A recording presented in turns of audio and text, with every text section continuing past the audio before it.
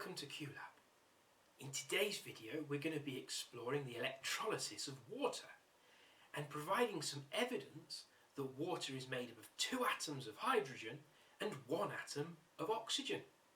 But first we need to have a look at what's going on at our electrodes in the electrolytic cell, and also have a little look at some of the ions present in water. Let's get started. So let's have a look again at this electrolytic cell. And we've got it connected up to a battery. And what we're going to have a think about is where the electrons go in this circuit. So they're going to leave the negative end of the battery and they're going to come all the way round to this electrode. And this electrode is going to be very rich in electrons. So it's going to be negative as well. And so we can consider that as a negative electrode. And we call that the cathode. Don't worry, I'm going to give you a way of remembering these. Now let's have a look at the other electrode. Well, the electrons are going to move away from that one towards the positive end of the battery. So this electrode is electron poor. It doesn't have as many of those negative species. And so it's going to be positive. Now what we're going to do is we're going to have a closer look at these electrodes.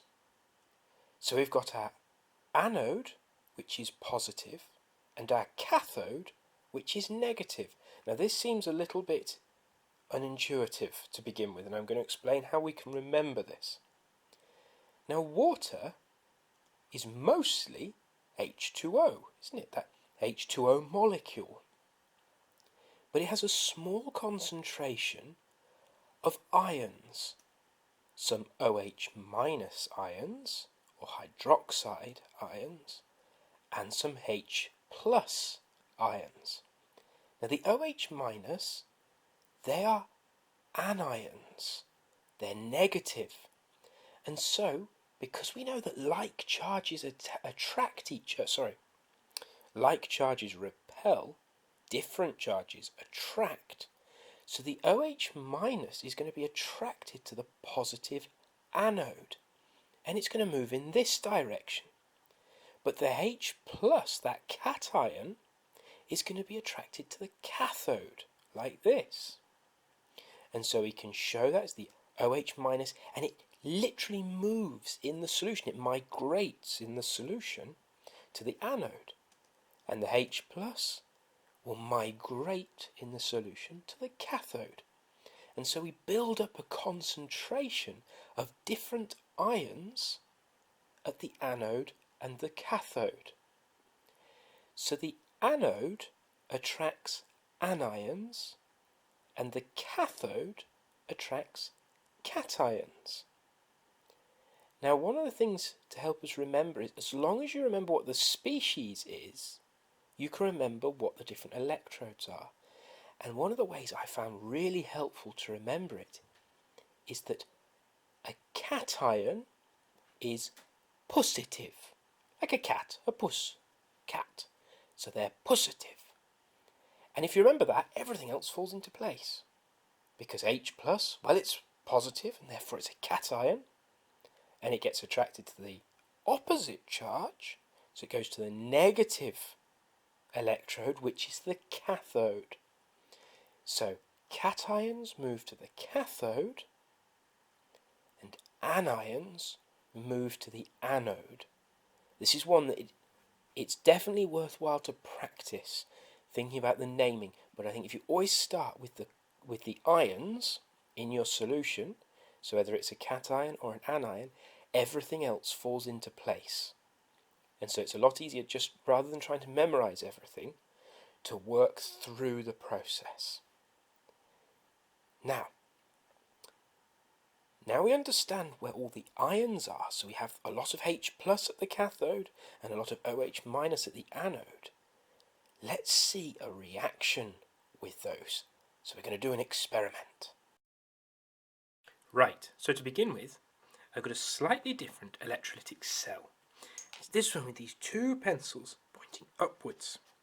I've actually cut a little hole in the side and then glue gunned or glued them into place. And the reason for them pointing upwards is so that I can place a test tube like that on the electrodes, on the terminals, yes, to collect any gases that might be given off. So that's the reason I've just made a slightly different electrolytic cell.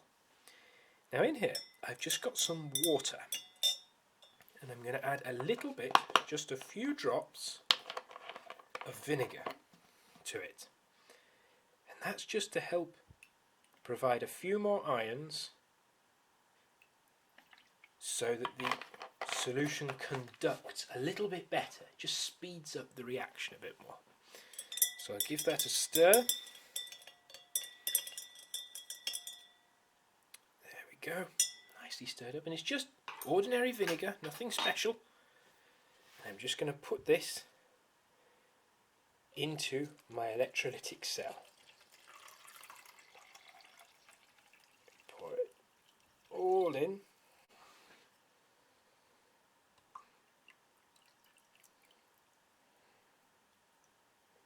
Go. Now, I want to get these test tubes in the solution, but they need to be full. These test tubes need to be full of liquid first. So what I'm going to do is I'm going to place them inside.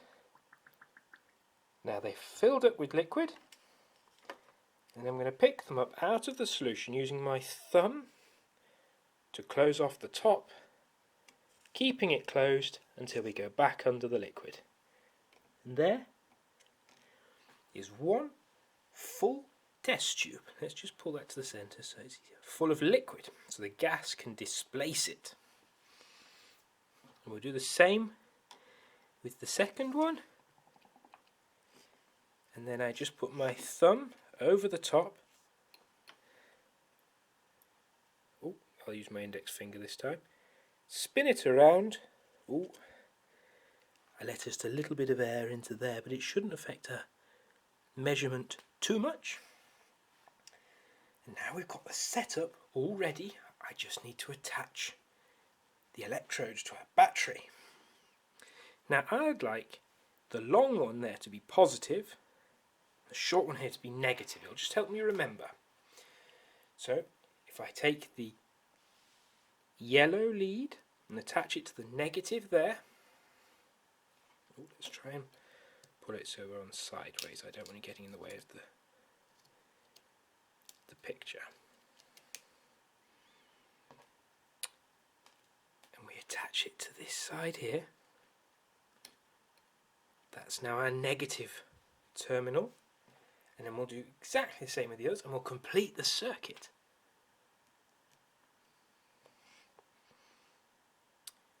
And then we take this one.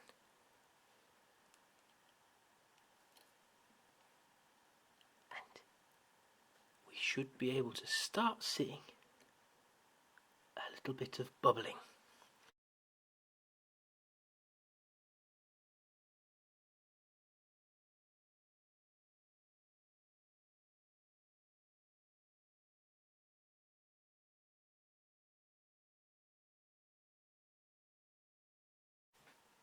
Right, well this has been running for a while now, and so it would be worth having a look at the volume of each gas that we've got.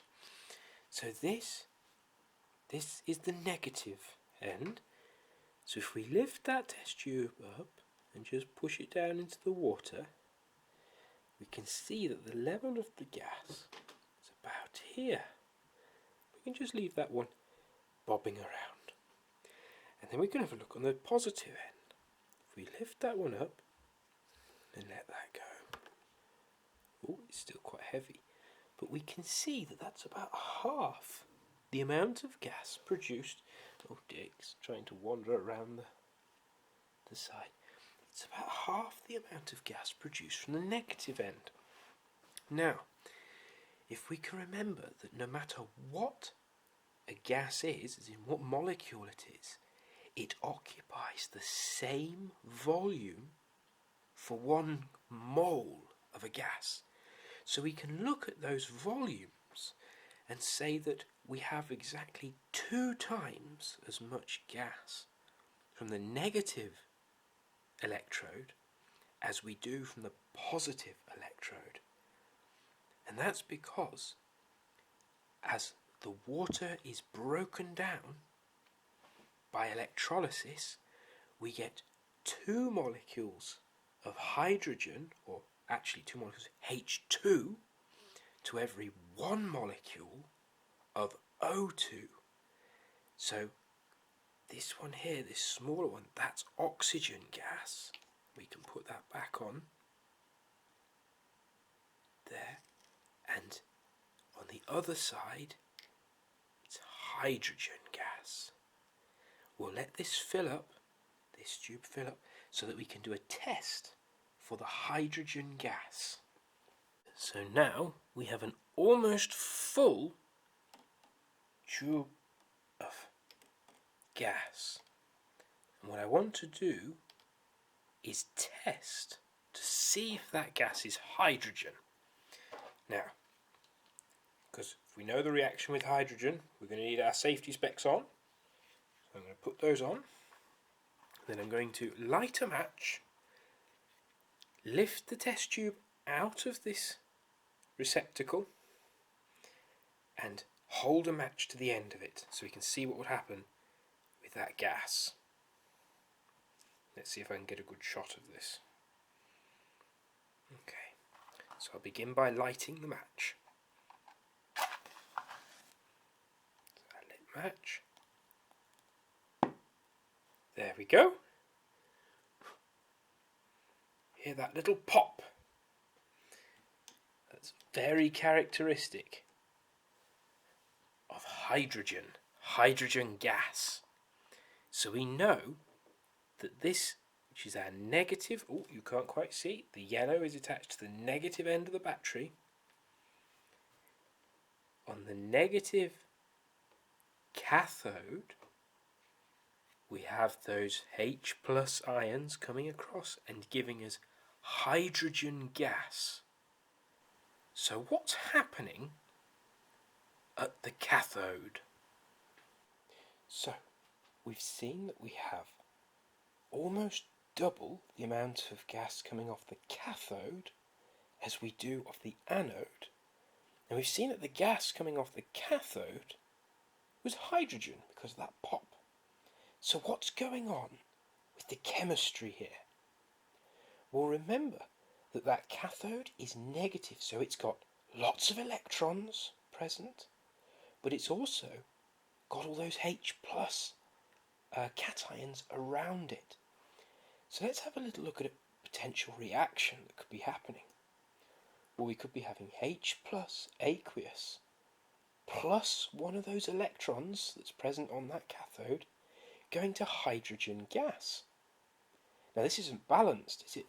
To balance it, we'd need to have 2 H plus anions like this and 2 electrons. And that's exactly what's happening. So those H plus cations are being reduced by the electrons on the cathode, so they're gaining an electron to create that H0 state, or hydrogen gas, the elemental state, hydrogen gas. Now it gets a little bit more complicated on the side with the anode. So remember, this is now electron deficient or electron poor, but we've got all those OH minus species. Now I'll show you the equation and then I'll talk you through it a little bit. So we can have OH minus going to oxygen gas, and this isn't balanced yet, plus water. Now I've put that water in because we have some hydrogens, don't we, from the OH minus, and I've got to figure out where they go. We'll see where that is in a minute. But I've also got that plus electron. Now it can be tempting to write OH minus and then minus an electron, like it's lost it. But in chemistry, we don't like to do that because we like to think about processes. So if something's lost an electron, the electron's still there, it's just no longer attached to the original thing, that we had at the beginning. And the way you'd write that is at the end of the process, you have that electron. Now, of course, we know that then goes into the anode, and that completes our circuit.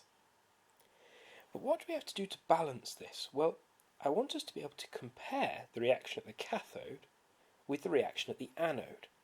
So if I have 2H plus cations, and they've come from water molecules, then that would make 2 OH minus anions, wouldn't it? Because H2O can only give me 1 OH minus and 1 H plus.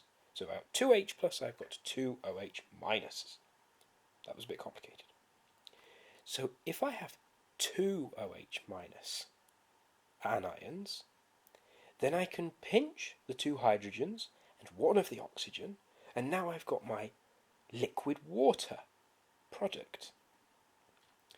And because with 1 OH minus I had 1 minus charge, well, now I've got 2 negative charges, so I'm going to have 2 electrons released as well. So I put plus 2 electrons. But that only leaves 1 oxygen atom behind. So I've written this in a way that I'm not that fond of, which is that you make half a mole of oxygen gas, the diatomic O2 gas. Now what that tells us, and that's also what we observed, is that for every 1 mole of hydrogen gas produced, we only see half a mole of oxygen gas produced.